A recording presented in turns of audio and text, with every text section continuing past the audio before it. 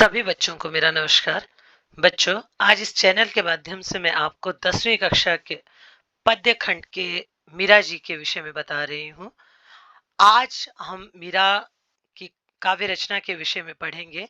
तो आइए बच्चों, सबसे पहले कृष्ण भक्ति कालीन काव्य धारा की महान कवित्री मीरा के जीवन के विषय में परिचय प्राप्त करते हैं। बच्चों, जैसा कि आप सभी जानते हैं कि मीरा भगवान श्री कृष्ण की अनन्य भक्त रही है। उन्होंने कृष्ण से संबंधित बहुत से पद लिखे हैं और स्वयं को उन्होंने कृष्ण की दासी माना है। अब मीरा का जीवन परिचय सबसे पहले पढ़ते हैं बच्चों। कि मीरा का जन्म जोधपुर के चोकड़ या कुड़की गांव में 1503 में माना जाता है। छोटी सी 13 वर्ष की आयु में ही मेवाड़ के राजा महाराणा सांगा के कुंवर भोजराज से उनका विवाह हो गया था। मीरा का जीवन निरंतर दुखों की छाया में बीता बच्चों, क्योंकि वो कृष्ण भक्ति में लीन रही। कुंवर भोजराज के प्रति उनका आकर्षण नहीं था। बाल्यावस्था में ही माँ का देहांत हो गया था बच्चों मीरा की, और विवाह के कुछ साल बाद पहले पति, फिर पिता और एक युद्ध के दौरान अब ससुर का भी देहांत हो गया था। तो इस तरह मीरा का जो जीवन था वो दुख की छाया में बीता। भौतिक जीवन से निराश मीरा ने अपना घर परिवार त्याग दिया था और वृंदावन में डेरा डालकर पूरी तरह से वो गिरधर गोपाल कृष्ण के प्रति समर्पित हो गई थी। अर्थात केवल मात्र उन्होंने गोपाल की भक्ति करना शुरू कर दिया था। सांसारिक जीवन से उनका कोई मोह नहीं था। भक्तिकालीन आंदोलन की आध्यात्मिक प्रेरणा ने जिन कवियों को जन्म दिया मध्यकालीन युग में, उनमें मीरा का विशिष्ट स्थान है बच्चों। इनके पूरे पद जो हैं वो उत्तर भारत सहित गुजरात, बिहार और बंगाल तक प्रचलित हैं। मीरा हिंदी और गुजराती दोनों की कवित्री मानी जाती है। दोनों भाषाओं पर इनका समान अधिकार है। संत रैदास की शिष्या मीरा की कुल 7-8 कृतियां ही उपलब्ध हैं जो कृष्ण की भक्ति से सराबोर हैं। मीरा की भक्ति दैन्य और माधुर्य भाव की भक्ति, अर्थात उसमें दीनता दिखाई देती है, दया दिखाई देती है और कृष्ण के प्रति भक्ति की मधुरता दिखाई देती है बच्चों। इन पर योगियों, संतों और वैष्णव भक्तों का सम्मिलित प्रभाव पड़ा है। ये योगियों, संतों और वैष्णव भक्तों की संगति में रहा करती थी। मीरा के पदों की भाषा में राजस्थानी, ब्रज और गुजराती का मिश्रण पाया जाता है, अर्थात राजस्थानी, ब्रज और गुजराती के शब्द पाए जाते हैं। वहीं मीरा की भाषा में पंजाबी, खड़ी बोली और पूर्वी के प्रयोग भी मिल जाते हैं, अर्थात इन शब्दों का प्रयोग भी हमारी कवित्री मीरा ने किया है। अब पाठ प्रवेश से पहले पढ़ते हैं बच्चों। पाठ प्रवेश का अभिप्राय है कि पाठ में क्या क्या दिया गया है, मुख्य रूप से पाठ का भाव क्या है, इस पर सबसे पहले चर्चा करते हैं। आइए। कहते हैं कि पारिवारिक संतापों से मुक्ति पाने के लिए मीरा घर द्वार छोड़कर वृंदावन में जा बसी थी और कृष्णमय हो गई थी, अर्थात कृष्ण की भक्ति में डूब गई थी। इनकी रचनाओं में इनके आराध्य कहीं निर्गुण निराकार ब्रह्मा है, तो कहीं सगुण साकार गोपी वल्लभ श्री कृष्ण है, और कहीं निर्मोही परदेशी जोगी के रूप में संकलित किए गए हैं। वे गिरधर गोपाल के अनन्य और एकनिष्ठ प्रेम से अभिभूत हो उठी थी, अर्थात वे कृष्ण से इतना प्रेम करती थी। उनका प्रेम भक्तिपूर्ण प्रेम है, दास्य भाव का प्रेम है। प्रस्तुत पाठ में संकलित दोहे पद मीरा के इन्हीं आराध्य को संबोधित है, भगवान कृष्ण को। मीरा अपने आराध्य से मनुहार भी करती है और लाड भी लगाती है, अर्थात शिकायत भी करती है और अपना प्रेम भी दर्शाती है। तो अवसर आने पर उलाहना देने से भी चूकती नहीं है। उनकी क्षमताओं का गुणगान स्मरण करती है, तो उन्हें उनके कर्तव्य याद दिलाने में भी देर नहीं लगाती, अर्थात मीरा की कविताओं में उलाहना भी है, कृष्ण के लिए प्रेम भी है, भक्ति भी है। ये सब मिले जुले भावों का मिश्रण है। तो आइए सबसे पहले शब्दार्थ और टिप्पणियों पर एक नजर डालते हैं बच्चों। बढ़ायो का अर्थ है बढ़ाना। गजराज का अर्थ है एरावत हाथी, जो इंद्र का हाथी माना जाता है। कुंजर का अर्थ भी है बच्चों हाथी, और पायसु का अर्थ है पाना। लीला का अर्थ है विविध स्वरूप। सुमरन का अर्थ है याद करना या स्मरण करना। जागिरी का अर्थ है जागीर या साम्राज्य। पीतांबर का अर्थ है पीला वस्त्र।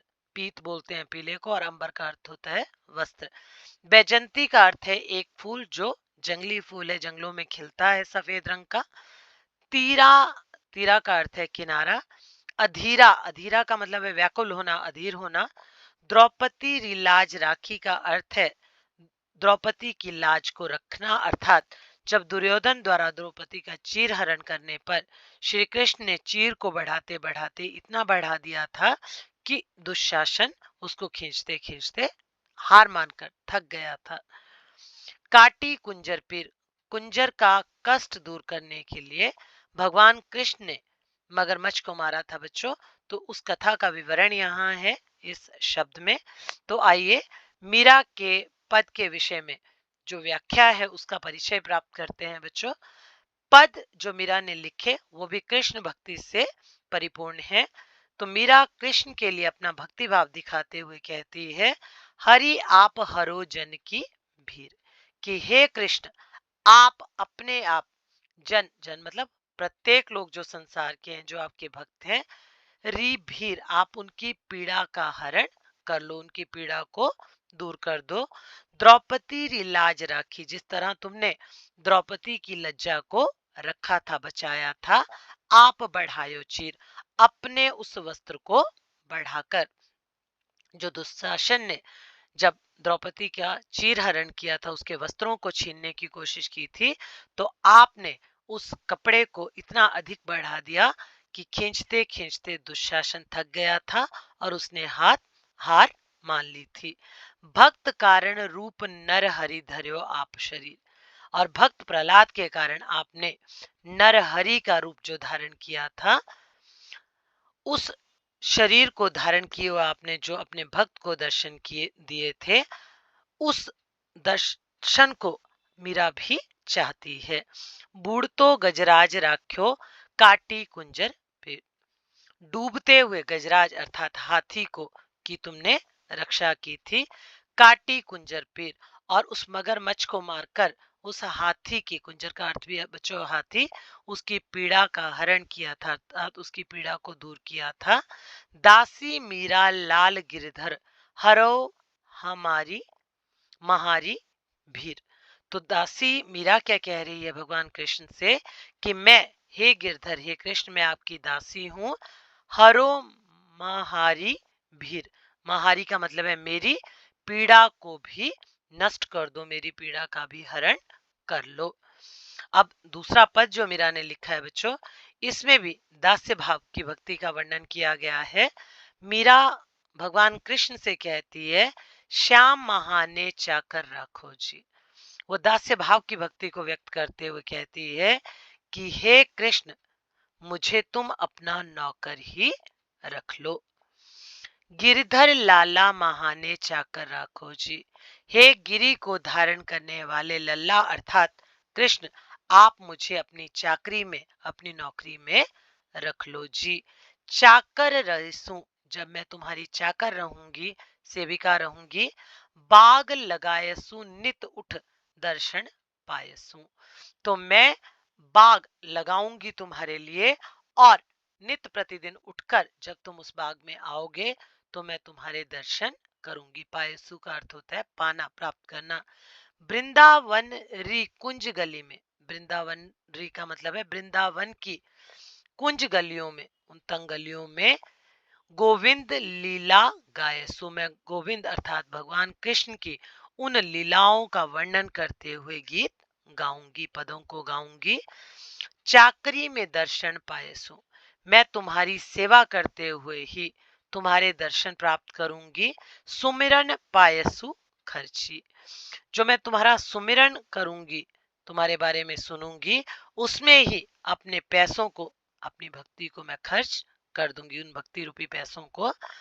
भाव भक्ति जागीरी पायसु, उस समय मैं अपने भावों की जो भक्ति है, भक्ति भाव जो मेरा है, उसी साम्राज्य को, जागीर का अर्थ है साम्राज्य को, मैं प्राप्त करूंगी। तीनों बाता सरसी, ये तीनों बातें जो हैं बहुत ही रस से परिपूर्ण है, सरस है। मोर मुकुट पीतांबर सोहे। अब भगवान कृष्ण के रूप सौंदर्य का वर्णन करते हुए, उनके श्रृंगार का वर्णन करते हुए मीरा कहती है, मोर मुकुट, तुमने जो सिर पर मोर के पंख का मुकुट पहना हुआ है कृष्ण, और जो पीतांबर अर्थात पीले रंग के वस्त्र अपने शरीर पर धारण किए हैं, सोहई, वो बहुत सुंदर लग रहे हैं तुम्हें। गल वैजंती माला, और गले में वैजंती के फूलों की सफेद माला है। वृंदावन में धेनु चरावे, और वृंदावन में जो तुम धेनु अर्थात गायों को चराते हुए कृष्ण, मोहन मुरली वाला, हे मनोहर, हे मन को मोह लेने वाले, मुरली को धारण करने वाले कृष्ण, तुम इस तरह का रूप बनाकर गायों को वृंदावन में चराते हो। ऊंचा ऊंचा महल बनाव बिच बिच राखूं बारी। मीरा कहती है कि मैं बड़े ऊंचे ऊंचे महल भी बनाऊंगी, तो उसके बीच बीच में मैं एक ऐसी बारी, एक ऐसी खिड़की रखूंगी, सांवरिया रा दर्शन पायसू। सांवरिया अर्थात भगवान कृष्ण के दर्शनों को मैं उनके बीच बीच में से प्राप्त कर सकूं, इस तरह का महल मैं बनाऊंगी। पहर कुसुम्बी साड़ी, मैं भगवा रंग की उस साड़ी को पहनकर सन्यासिन का रूप धारण करके आपके दर्शन प्राप्त करूंगी। आधी रात प्रभु दर्शन दीजो। मीरा भगवान कृष्ण से प्रार्थना कर रही है कि हे प्रभु, आधी रात में आप मुझे दर्शन दीजिएगा। मन मांजीरे तीरा, जमुना जीरे तीरा, यमुना नदी के किनारे आप मुझे आकर दर्शन दीजिएगा। मीरा रा प्रभु गिरधर नागर, मीरा कहती है कि मेरे तो केवल गिरी को धारण करने वाले, गोवर्धन पर्वत को धारण करने वाले भगवान कृष्ण ही मेरे प्रभु हैं। हिबड़ो घड़ो अंधेरा, मेरे हृदय में, हिबड़ो का अर्थ होता है बच्चों हृदय में, घड़ों का अर्थ है घना, मेरे मन में घना अंधेरा है। आप अपनी भक्ति से मेरे इस मन के अंधेरे को दूर कर दीजिए। तो बच्चों, आशा करती हूँ कि इस पद की जो व्याख्या मैंने आपको समझाई है, सरल अर्थ जो मीरा के इन पदों का समझाया है, उसे समझने में आप सक्षम होंगे। इसी आशा के साथ मैं यहाँ अपनी वाणी को विराम देती हूँ, और आपसे पुनः आग्रह करती हूँ कि जिन बच्चों ने अभी मेरा चैनल सब्सक्राइब नहीं किया है, वे शीघ्र अतिशीघ्र मेरा चैनल सब्सक्राइब करें, और जिन बच्चों ने अभी नोटिफिकेशन बटन नहीं दबाया है, वे जल्दी से नोटिफिकेशन बटन अवश्य दबाएं, ताकि समय समय पर जो नए वीडियो अपलोड हो उससे आप लाभान्वित हो सके। इसी आशा के साथ सभी बच्चों को मेरा प्यार भरा नमस्कार।